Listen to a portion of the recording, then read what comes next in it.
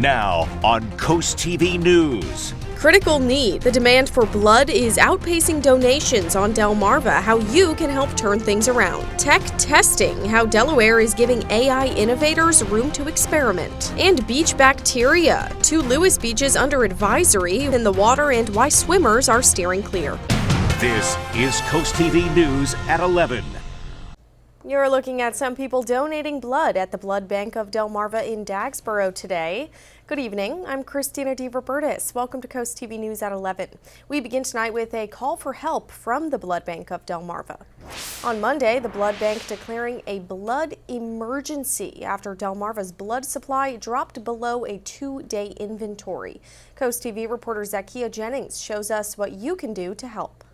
Tony Prado, communications specialist with the Blood Bank of Delmarva, says just an hour of your time can help save lives. Anytime you hear those sirens, I want people to think about the fact that that's somebody that could need blood. And that's what a blood emergency is all about, especially in the middle of summertime. Kerry Golding has been a blood donor for years and a volunteer since 2021. He can no longer donate himself, which is why he's hopeful others will step up. It's a constant thing, and you never know when it's needed, why it's needed, but it's always needed. Prado says there are other ways to help aside from visiting one of the 6 locations. Organize a blood drive, whether at their place of work, place of worship, at any place we can get to in the Delmarva Peninsula. We can set up shop pretty much anywhere. We can bring the equipment and the donor beds, but we can also bring the bloodmobile if that's appropriate. Golding says the process is quick and painless. You're constantly watched. It's very, very safe. And once you do it, your fear will be gone. Saving lives one visit at a time. In Dagsboro, Zacchaea Jennings, Coast TV News. New tonight, the family of Yorch Niz Chilel, the teen who drowned in the Broadkill River, they're holding a fundraiser, a food sale, to raise money to return his body to Guatemala. It's happening Saturday, starting at 5 a.m. on North Race Street in Georgetown. Niz Chilel vanished while crabbing with family earlier this month, and his body was recovered a day later in the Delaware Bay. You can find some more information over on our website, coasttv.com. Well, early voting for District 20, the seat vacated by Stell Parker Selby, starts tomorrow. Early voting from 7 a.m. to 7 p.m. Thursday through Saturday. Then it continues July 28th and 29th with those same hours. Early voting also goes July 30th until August 3rd. At that time, voting is 11 a.m. to 7 p.m. Election Day is August 5th. Early voting can only take place at Lewis Elementary and Mariner Middle School. Delaware is taking steps to launch an AI sandbox. It would give companies a safe space to test artificial intelligence tools. Governor Matt Meyer signed a resolution to develop the program. It would allow pilot projects in industries like healthcare and finance under careful oversight. Supporters say it will keep Delaware competitive and ensure AI grows in ethical and transparent ways. Beachgoers in Lewis had an unpleasant surprise today after a swimming advisory was issued for 2 beaches in the area due to bacteria in the water. DenRec and Lewis Beach Patrol tell us water testing showed high levels of fecal indicator bacteria, which can come from various natural and human sources like pet waste, trash, and boats, with heavy rain and storm water also playing a part. Beach Patrol says this can be detrimental to your health, especially for younger children, elderly people, and people with compromised immune systems. We spoke with one beachgoer and her granddaughter who were playing it safe and just avoiding the water today. Just coming to the beach and seeing there weren't many people in the water and then seeing the signs and stuff, so yeah, and it was a bummer because we're here to swim and she loves to get in the water and now we kind of can't. And DenRec says for everyone's safety, they do monitor Delaware's most popular beaches for indicator bacteria throughout the summer. Meanwhile, the coast is clear at Wellington Beach in Somerset County. A bacteria advisory was lifted earlier today. The health department issued the warning on Friday after routine testing found high levels of bacteria in that water.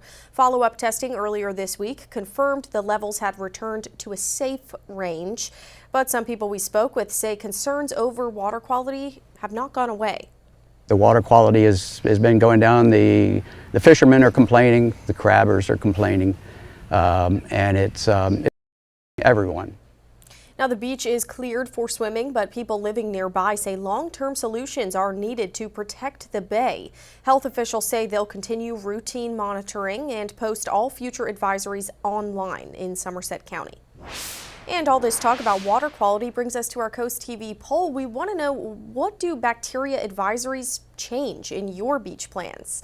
The results, 68% say they don't go, 26% say they still go, but they're not going to swim, 6% say no change, they're not too worried about it. We want to know what you think, so head over to coasttv.com or use our mobile app and you can vote.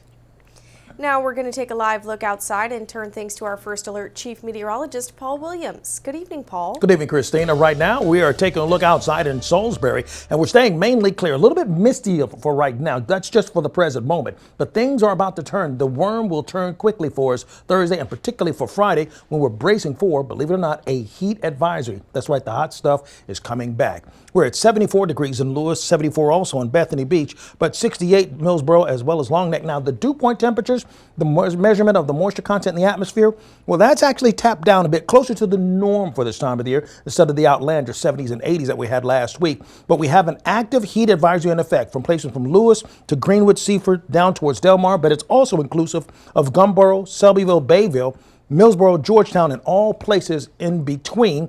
But we're looking relatively quiet and pedestrian at this moment. Coming up, we'll talk about that heat being a problem on Friday and some stormy weather on Saturday. Thank you, Paul.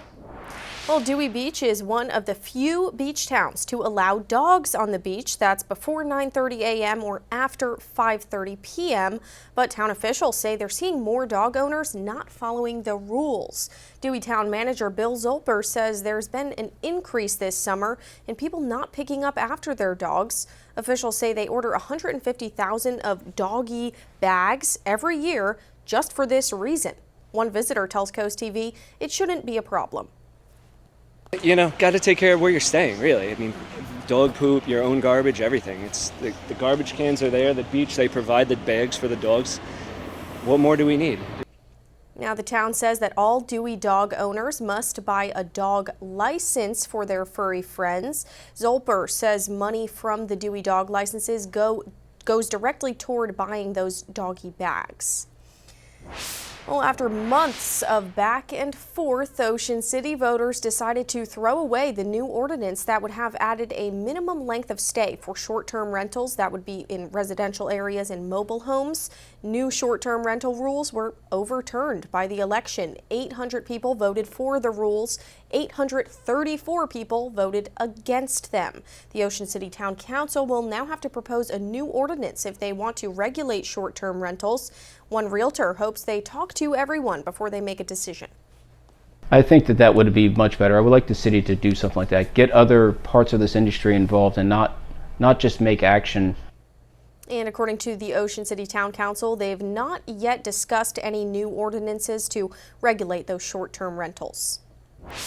In national news, Brian Kohberger, the man who murdered 4 University of Idaho college students in 2022, was sentenced to life in prison without parole today.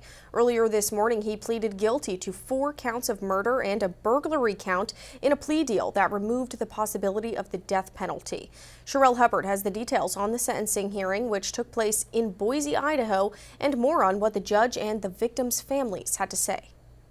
I sentenced the defendant to a fixed term of life imprisonment without the possibility of parole. Brian Kohberger sat emotionless as the judge read his sentence. The 30-year-old former PhD student of criminology sentenced to life without parole for murdering 4 University of Idaho students in an off-campus home in November 2022. No parent should ever have to bury their child.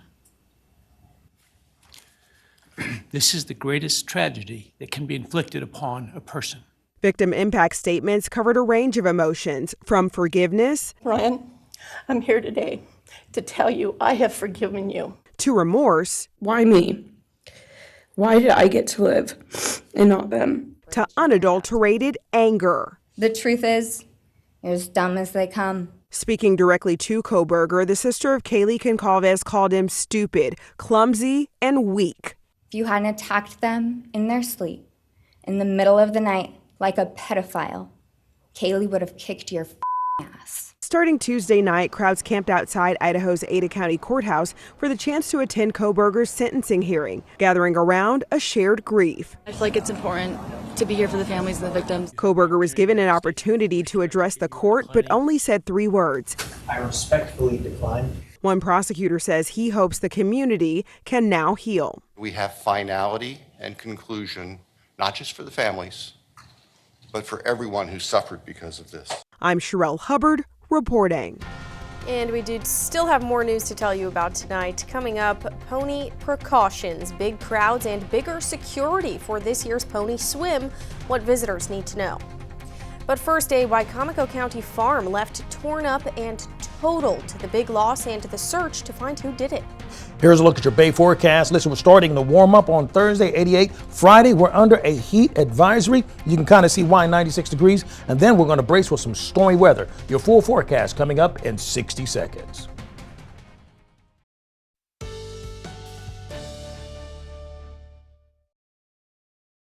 We're at 76 degrees in Ocean City right now. Dew point temperature is 66 for us. We take a look at what's happening in Lewis, and the camera's not quite syncing up like we want it to, but we're expecting, there we go. But it's going to pop into like 69 degrees by 3 o'clock with increasing cloud cover as we progress throughout the rest of the late night hours. It's 74 in Lewis, 74 Bethany Beach, but we're at 68 degrees in Millsboro, Gumboro, as well as Del Mar. What are we expecting? Listen, it's going to start getting a lot warmer very quickly. For Wednesday, we're in the muggy category, but we're going to go up to, let's say, good old-fashioned very humid by Friday, and then we're going to miserable by the time we get to Saturday, transitioning over to Sunday. A heat advisory is in effect for Friday. Now, here's what that means in simplest terms. The heat index is going to climb to 104, 105 degrees, and possibly even a little bit warmer in some areas. I believe we're going to stay at 104, 105 along the coast, but then as you go inland, I'm expecting for that heat index to escalate a little bit more. Live radar, we are absolutely clear for right now. We're not seeing much in the way of big weather makers or changers for right now. I mean, overall, even as I began to kind of move this over, we have to move all the way over towards the Ohio Valley region in order to see any kind of disturbances that could possibly be of any consequence. So far away from us, not affecting our weather. For tomorrow, 6 o'clock in the morning, we start off at 64, then 79 degrees by mid-morning, and lots of sunshine. Winds pushing primarily out of the south by the time we get to noon and after the lunchtime hours. Now, we do see some spotty showers flaring through quickly for us on Friday, but Friday's more about the heat than the possibility of rain anyway. Saturday, we're going to be more concerned about the chance of scattered showers. You see, as we go into Thursday night late, we look at 74 degrees, okay? Then as we go into Friday in the afternoon, we can see spotty showers sliding through quickly, but not really having much oomph or girth to them that's going to make it stick around for an extended period of time. Here's a look at what our main concern is going to be, the heat index. You see, on Thursday, we're going to get up to 88, but it's going to feel like 96 at the very least. In fact, I think it's going to get a little higher than that. Don't be surprised if we're placed under a heat advisory for tomorrow ahead of the one that's already in place for Friday. This is the one that they're watching out for on Friday. High of 96, feeling like 117 degrees. And then it looks like we'll have on Saturday a high of 90 and up to 104. At the very least, I'm looking for the heat advisory for Friday, possibly be extended into Saturday, even if they don't include Thursday, you see, because we're looking at, for example, we go into Saturday, we see the heat index going up to the 100-degree category. 30 to 44% chance of rain for Saturday going into Sunday. So Sunday, we still see some leftover spotty showers that's moving across the region. Tuesday, we'll look for another round of rain that'll move in from the north. Finally, here's a look at your extended forecast. We're looking for 96, like we say, crazy hot on Friday, stormy Saturday and Sunday. All right, got it. Thanks, Paul. Authorities are investigating vandalism at Quantico Creek sod farms in Wicomico County. As you can see here from our Coast Copter, the damage quite extensive. Rings of tire marks cover the land, and farmers say between 5 and 10 acres of land were impacted, most of it ruined. They say damage tops $100,000. The sod farm was on track to be harvested in December, but not now. In a 5 to 10 acre piece of ground, we might be able to salvage 20% of it. It's going to cost a lot of money and effort to do that. And police are still searching for the vandals. The owner of Wicomico Creek Farm is offering a $1,000 reward for any information that leads to an arrest. The 100th anniversary pony swim on Chincoteague, less than a week away now. There's going to be enhanced security measures this year after a credible online threat was discovered in the spring. Umbrellas, coolers, and non-clear bags will not be allowed. Organizers say to factor in extra time for additional security screenings and to be patient on the roads. Make sure you don't have anywhere to be. This Chincoteague doesn't really operate on that kind of time schedule, and when all those people kind of pull on here, we're a one-way on and one-way off island, so there's a lot of traffic afterwards. So sit back and enjoy it and let a lot of the people who just come for the event filter out. And by the way, you'll be able to watch live as the Saltwater Cowboys guide those wild ponies across Assateague to Chincoteague Island. Coverage begins at 7 a.m. this Wednesday on DSN and anywhere on DSN+. Don't miss the tradition, the excitement, the magic of the pony swim. It's only on DSN. Coming up next, a subscription struggle. A court just blocked the FTC's cancel anytime rule, what that means for consumers. And also an FDA AI glitch. A new approval tool is under fire. What employees say it's getting wrong. This is CoastTV News at 11. The Supreme Court issued a ruling today that allows President Trump to remove members of the Consumer Product Safety Commission. A 6-3 decision effectively clearing the way for President Trump to fire 3 Democratic members of the commission, all appointed by former President Joe Biden. In May, Trump fired 3 of the 5 commission members. With only 2 members left now, the commission will for now lack the necessary quorum to fulfill its obligation to protect consumers from defective products. And the FDA is having issues with AI. Earlier this year, the Food and Drug Administration unveiled ELSA. It's an AI tool designed to speed up the process for approving drugs and medical devices. But according to 3 FDA employees, ELSA is creating studies that don't exist. As you might expect, the employees say that makes it hard to trust the tool for vital work and research. Well, click to cancel is blocked for now, but consumers have some options while lawmakers make a push to revive it. Karen Kafa in Washington with what consumers need to know for now. This is a policy that was halted just days before it was set to take effect earlier this month. And just this week, a group of Democratic senators on Capitol Hill called on the FTC chair to find a way to bring back click to cancel. But in the meantime, consumer advocates say households can take some steps on their own to protect their money. Click to cancel is canceled for now. Earlier this month, a U.S. appeals court blocked the Federal Trade Commission rule that would have required businesses to make it just as easy to cancel subscriptions and memberships as it is to sign up for them. The rule, passed by the FTC under the Biden administration, was set to cover everything from gym memberships to streaming services to free trials. Companies shouldn't be able to engineer a website to trap you in a doom loop simply so that they can keep taking money out of your account every single month when you don't want them to anymore. Business groups like the U.S. Chamber of Commerce had criticized the rule as micromanaging businesses. The court nixed the rule because they said the FTC failed to conduct a preliminary analysis of the costs and benefits. They dismissed the rule based on a technicality with the FTC's rulemaking process. We were certainly disappointed to see that result. But the good news is that it's not the end of the story. Aaron Whitty of the Consumer Federation of America says some state and federal lawmakers have possible legislative protections in the works. But for now, consumers should be vigilant when signing up for a subscription service, maybe by setting a calendar reminder for the end of a free trial or the next billing date. Try to look before you sign up at what the cancellation process really looks like so that you understand going into it what it's going to take for you to cancel when you don't want that product or subscription anymore. And the Consumer Federation of America also says consumers who do experience difficulty canceling a subscription or a membership should report it to the FTC so they're aware of the continued scope of the problem. In Washington, I'm Karen Kafa. Coming up, we've got Little League action. A chance to get to the final game in the bracket goes down tonight. Here's a look at your golf forecast. We're still going to expect pretty good conditions, but it's starting to get a little bit warmer. It's not excellent, but it's definitely good, but an uptick in humidity. We salute Dr. Dana Kennan, a proud U.S. Air Force veteran who served from 1954 to 1959. As a pilot, he faced high-stakes situations, from emergency flameouts to rapid response alerts that had him airborne within minutes. A true patriot, Dr. Kennan has always believed in the strength and purpose of this country, saying, "In this world, we all have a part to play." His service and unwavering dedication continue to inspire. Spicer Brothers and CoastTV are honoring military persons and first responders serving Delmarva. If you have a family member, friend, or community member that you would like to nominate for a CoastTV salute, go to coasttvsalutes.com.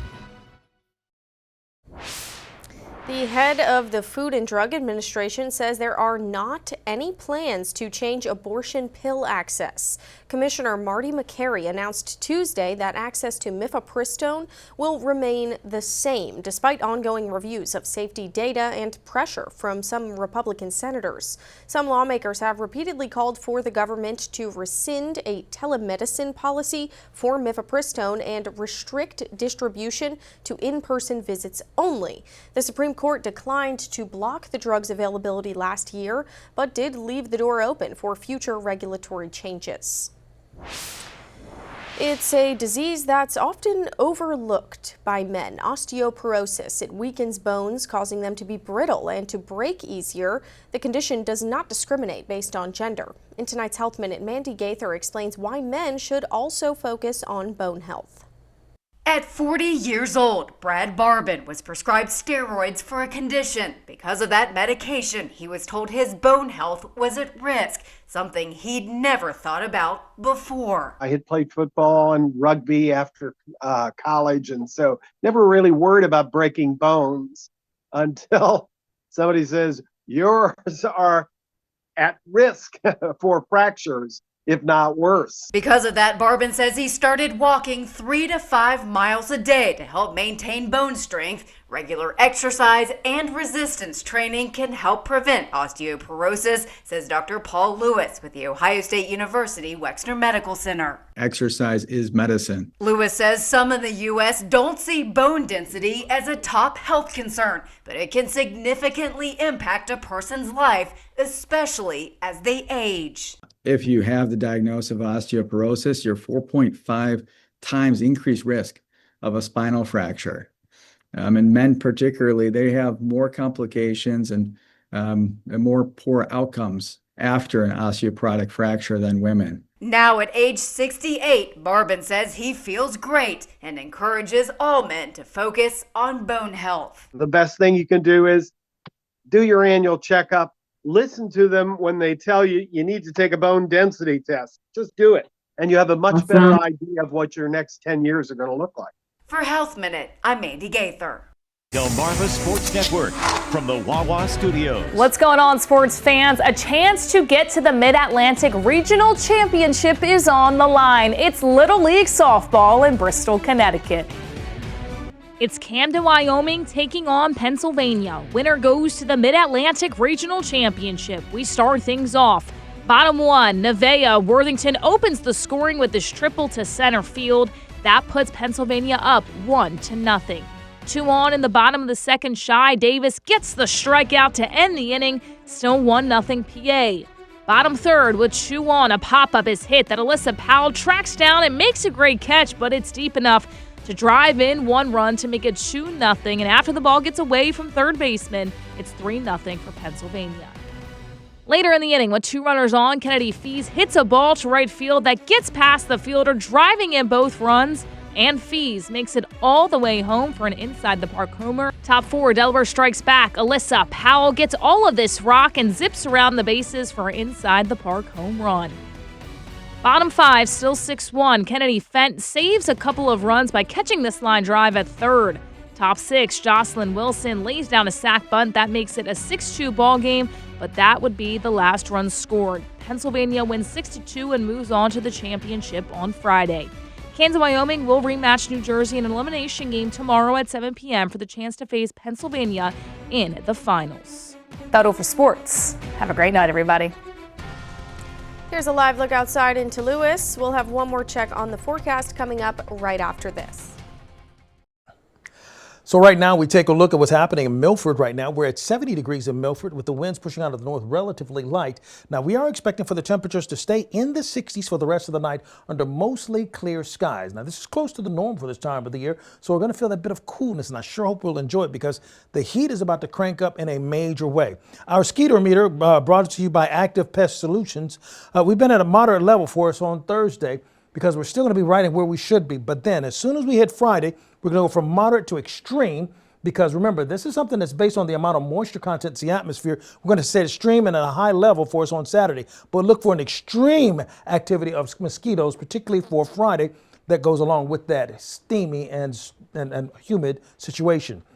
Our umbrella giveaway winner is Dorothy Kazala of Milton. Congratulations, courtesy of Paul Davis Restoration and Home Remodeling. You're our umbrella winner. You got to come by the station and pick that up, by the way. Keep up with your forecast by calling our weather line. The number to call is 443-880-9100. Your forecast is just a call away. Sponsored by the law offices of Bruckstedt, Mandalis, and Federico. Finally, here's a look at your exclusive 10-day forecast. So a pretty normal day for Thursday, although it's going to feel more humid than today. But then look for the heat advisory to kick in big time Friday, possibly leaning into Saturday before the rain hits. And we're looking for a chance of scattered showers and thunderstorms both Saturday afternoon and Sunday afternoon. All right, thank you so very much, Paul, and thanks for joining us for Coast TV News at 11 tonight. You can find some more local news and local weather on our Coast TV News app. The Tonight Show starring Jimmy Fallon's up next, and we'll see you tomorrow for Coast TV News at 5 a.m. Have a great night.